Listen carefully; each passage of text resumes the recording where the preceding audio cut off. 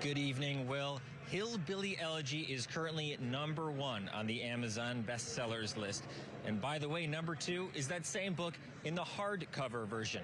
That story tells Vance's journey from humble origins to where he is pretty much now.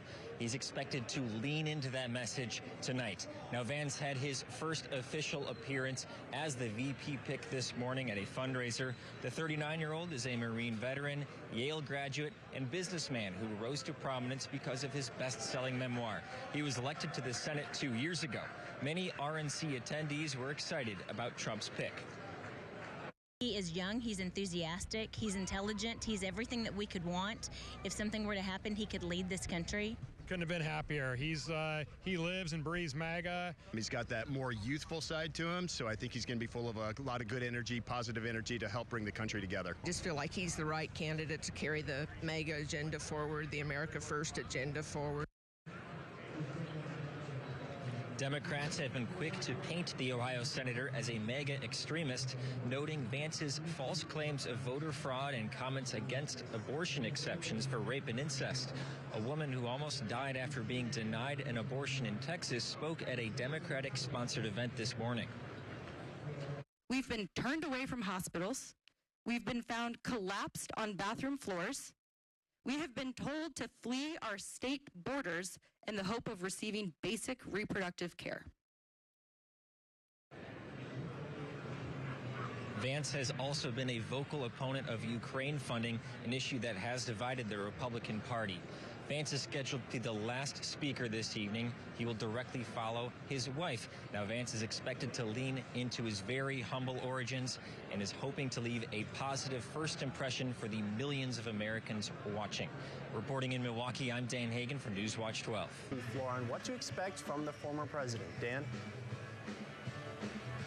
Good evening, Will. In about 3 hours, President Trump will take the stage right there behind me. It will be his first public speech since the attempt at his life last Saturday. So the question is, what is he going to talk about? Well, he has said that he has ripped up his old speech and will talk about unity more.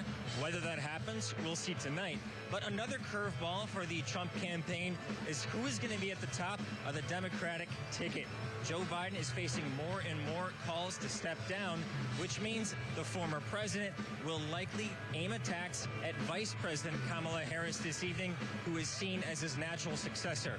Like I said, more and more reports are showing top Democratic leadership calling for Joe Biden to drop out. Trump, however, is riding high heading into his speech tonight with top Republicans united behind him.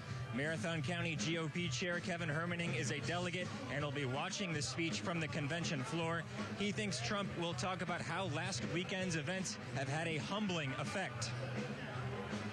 Realizing that there is a higher purpose for his life, realizing that he's been given a second chance at life, and he intends to make the best of it and bring all of the American people into his future presidency.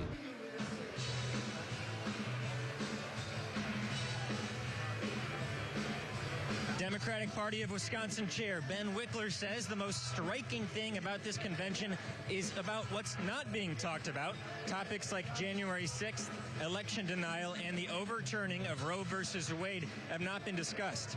Wickler is also alarmed by Trump's vengeful rhetoric on the campaign trail. I don't know if that Trump is going to show up on the convention stage tomorrow or whether we're just going to see him on the campaign trail. But I think what a lot of people are worried about is that that's the guy who would come back into the Oval Office, someone trying to crush his enemies and reward his billionaire friends. Now, Trump is expected to talk about the main Republican talk points that have been focused on during this convention. That would be immigration, inflation, and the perceived weaponization of the Department of Justice. Trump is expected to speak at 9 p.m. tonight. Reporting in Milwaukee from the RNC floor, I'm Dan Hagen for Newswatch 12. Forum in Milwaukee and has more. Dan? Hi, Will. A Teamsters president addressing a Republican National Convention. That would not have happened 10 years ago.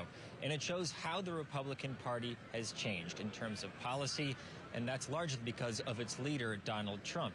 Now, the Teamsters president stopped short of endorsing Trump for president, but it shows the party's willingness to embrace economic populism, which appeals to worker rights and not to corporate interests. Longtime Milwaukee reporter Dan Schaefer says this would be a 180 for Republicans, especially in Wisconsin.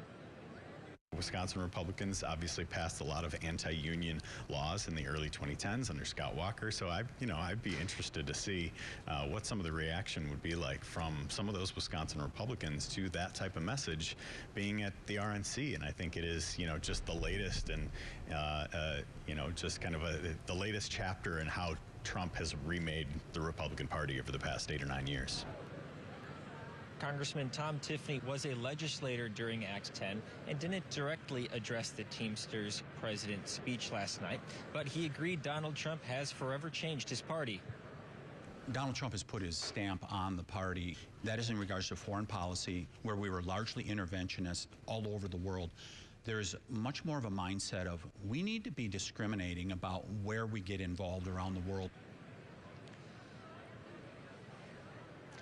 The typical Republican has changed a lot over the last decade. What used to be a suburban core party is now based in the rural areas and the exurban areas.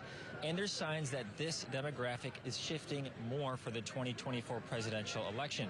This includes polls showing young black men more likely to vote for Republicans than in generations. Reporting in Milwaukee, I'm Dan Hagen for Newswatch 12.